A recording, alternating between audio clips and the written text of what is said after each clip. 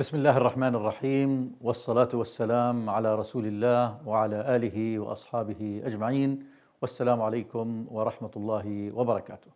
This is our program Spirit of Values and this is Dr. Tariq Rashid. We'll continue today with the value of benchmarking. But to connect with, we started the previous episodes with the value of excellence. Now, benchmarking is an operational value that will help to achieve the value of excellence. And the roadmap, we mentioned the roadmap for the value of benchmarking through 9 stations. What are the stations for the roadmap? We start first to identify the criteria to what to benchmark. What do we need to benchmark? Then the resources and sources of benchmarking. This is step number 2. And then we go select the appropriate benchmarks. This is the station number 3. Then we analyze the processes and the practices, and then we move to set appropriate targets for our performance in the organization. Number 6, we agree on the steps to achieve this performance. Then we implement what we planned in step number 6. Then we measure, control the performance, and we always ask the question, can we still go for continuous improvement? This roadmap of benchmarking go through 7 steps. What are the 7 steps to benchmarking? Step number 1, we identify what to benchmark. Activities involved are clarifying the benchmarking objective, decide whom to involve, define the process, consider the scope, then set the boundaries, agree on what happens in the process, and the flowchart. This is we covered previously. And now it's time to go for value or step number 4 in the value of benchmarking, collection of the data. It's now time to gather information on the performance level, what to benchmark, what are the targets, how to get the information needed. And there are 3 main sources for the information for the benchmarking. There is the internal sources that we have in our database. Then we have the public information that could be on the social media and other websites, in the competitor, for example, database and or other companies. So we have 3 main sources that we can from collect the data. And always in data, we have to make sure that we apply the 2 C's, correctness and completeness. So we have to make sure with the IT department that the data are correct and are complete so we can start the benchmarking process, achieving a higher level of excellence. Now, the techniques for gathering the benchmarking information, also how to gather this information. We may use a questionnaire. We may conduct a benchmarking site visit, focus groups. And when you use a questionnaire, we have to remember, include the detailed information of the process, list the tasks included, and list the problem or the concerns relating to it. So it's very important to set a good questionnaire for collection of the information. And mainly the questionnaires should be distributed to a certain target audience, or for example, for the stakeholders. This will help in collecting a good information for the process, including the information and questions on the how the process is measured. And usually we care for 3 main information in collecting the data: quality, time, and cost. And this is the well-known triangle in management, is the quality, time, and cost. Also, we may have another questions to include, for example, the performance, the stakeholder opinion, the risks associated with the process. So we have lots of things to include in the questionnaires. Make sure you use a good team for collecting the information. This is in step number 4. Also focus on improving the process of benchmarking. So we may ask some questions. What kind of benchmarking? What kind of information do we need? How to collect? Cost versus the best result. So we can go deeply into these 3 main issues. What type of output quality we need to define from the process. The time and the cost is always related together. and we have to care, for example, the time of the process is very important to collect, the cost of the process versus the best result. The technical difficulties that may include in this step is very important. Determine the area of support. Do we need a support from top management? Should we first train our team how to collect the data, how to understand the concept of benchmarking, and the staff background and the documentation methods that we will use for the data collection? Then we conduct the benchmarking visit. For conducting the visit, there are several steps. Prepare for the visit. What is the climate there, the culture there, the organizational performance that we are going to visit, and how many and who will be going with us for the benchmarking visit? How will the visit be conducted? Is it face-to-face with large groups? Is it to visit certain departments to collect the data from? And who will take the notes, and how we will gather the information and the notes, then we document the visit. So this is a step in the collecting the data. Then we go for such information. The process is, for example, a product or service that is produced. What we are doing, organization one do it in a different way. We document the key characteristics of the output. Our process is so and so. The organization number one do it in another method. Measures that will be compared. Measurement data, the findings, the comparison between our organization and the other's organization. Gaps between the process and another organization. Are we leading? Are we behind this organization? So when we collect the information, come to this slide and get the information, put and start comparing with the other organization. Then we may set the measurement data, the findings, the comparison. So if I visit, for example, 3-4 organizations, for example, this is an example, the key measures, for example, the total time we do it for this process, our organization, from 45 to 52 minutes, while organization A, they do it from 44 to 46 minutes. So we have to learn from them. And while organization B, they do it in only 22.5 minutes. So we are behind them double the time. What can we benefit? How can we accelerate the time?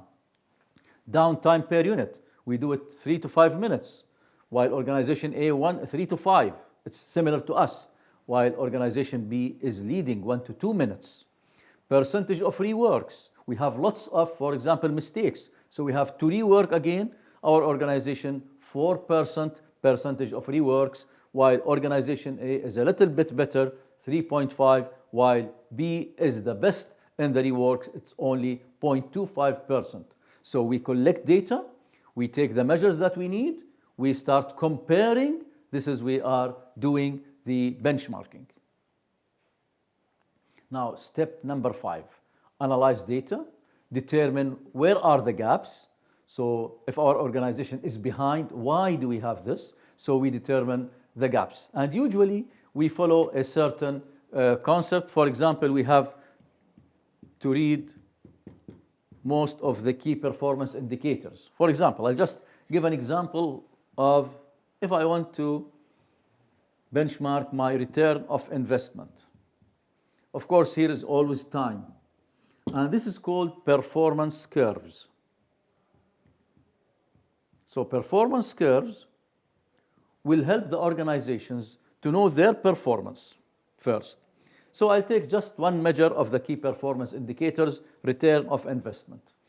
Assume that we started our organization in 1980, and now we finalized financially 2021. Logically, how would the ideal return of investment look like? Ideally, it should be an exponential curve like this. This is the ideal return of investment in business. However, when we test our performance, we find that we are going this way.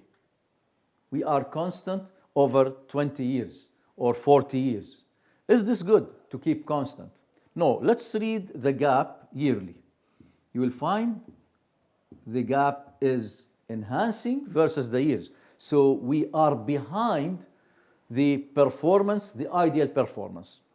But however, if our performance is going like this is a disaster in business. We have to close the organization, choose another business type because we are losing return of investment versus the years.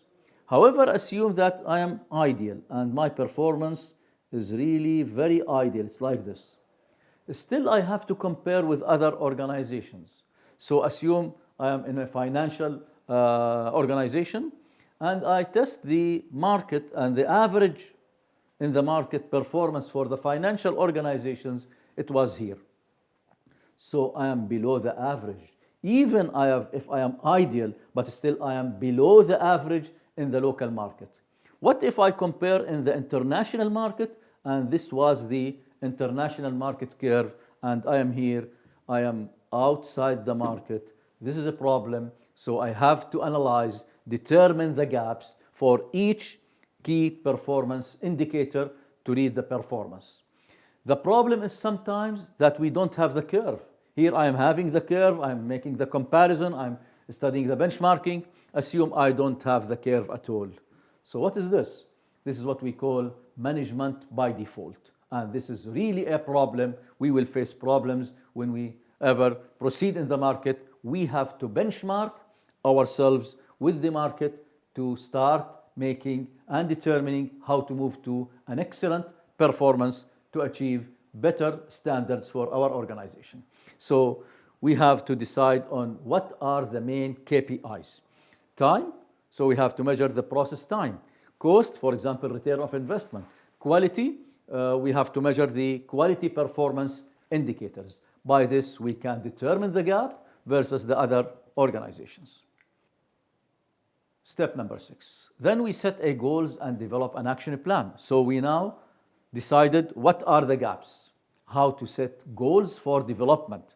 So we set a performance goal to achieve better results when we want to proceed. Goal should be achievable in increments, which means, for example, we put what we call a target timeline. A target timeline. For example, I want to achieve at the end 100% achievement of something. So I'll go, for example, after 2 years, I will achieve 20%. Then we will achieve after 4 years, for example, 50%. Then after 6 years, we will 75%, and by the end of year number 8, we'll achieve 100%. So we usually go for increments in achieving a better performance. All the team should agree on this. Then the goals also should be realistic. And to remind you, one of the episodes we discussed the concept of what we call smarter goals and objectives. So smarter. What do you mean by smarter goals and objectives? So the S first, the goals should be very specific. What are we trying to achieve and develop? And should be always measurable. We relate to a set of measures to make sure that we are achieving the goals. And it should be always attainable, achievable, which means we do have the resources to achieve this best result.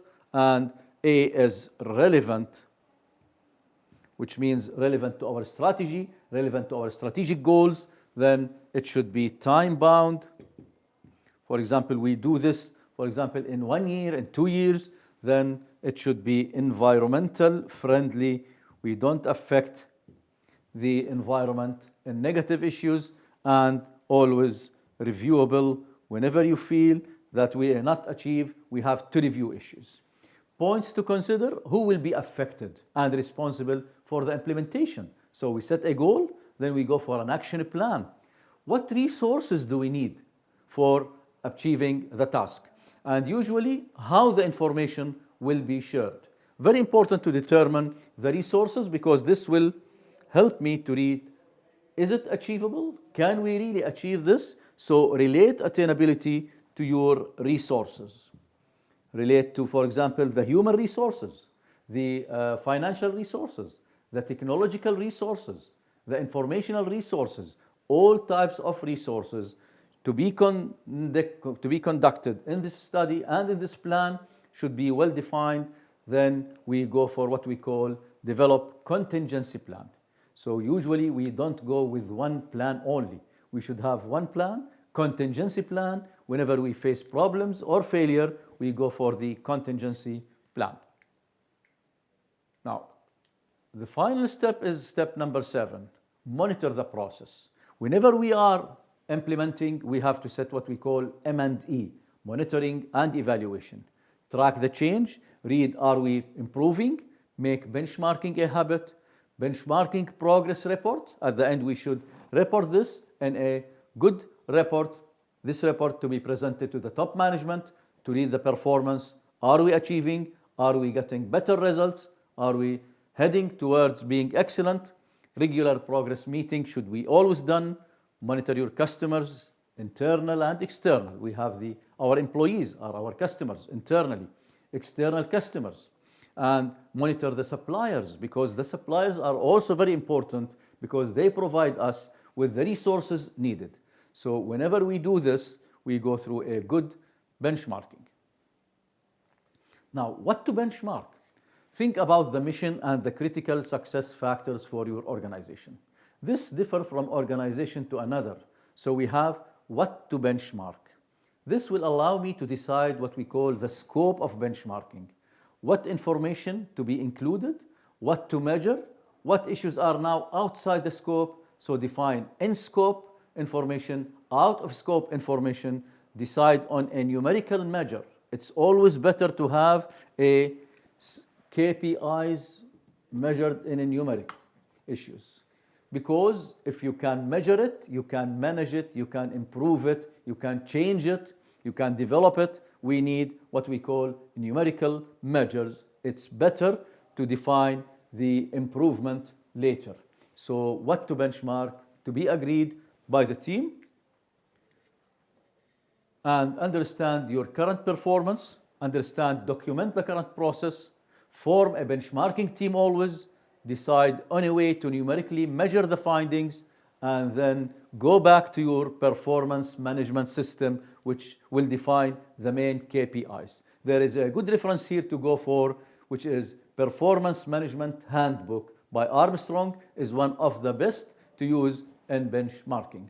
Wassalamu alaikum wa rahmatullahi wa barakatuh.